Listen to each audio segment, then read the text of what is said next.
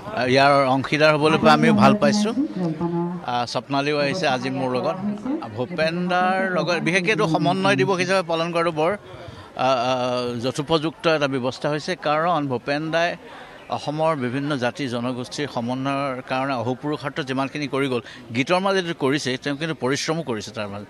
আমি সেতু বন্ধ বুলি এটা অনুষ্ঠান পাতিছিলোঁ, য'ত জনগোষ্ঠীয় লোকক ভাওনা শিকোৱাই বা তুমি চিত্ৰবৃত্তি মোৰ প্ৰাৰ্থনা মিচিং ভাষাত কৰোৱাই, বড়ো ভাষাত কৰোৱাই।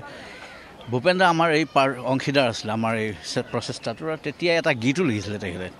গতিকে ভূপেন দাৰ অসমৰ জনমানসৰ সম্পৃক্ত হৈ আছে কোঁহে কোঁহে, আৰু ভূপেন দাৰ বিনে অসমীয়া সত্তাৰ আত্মবিশ্বাস আত্মপ্ৰত্যয়ৰ এটা সমস্যা হ'ব।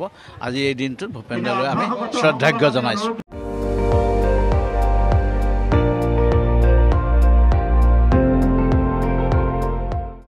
আপুনি চাই আছে ND24, সৰ্বশ্ৰেষ্ঠ নহয় সৰ্বোত্তমৰ দৌৰত।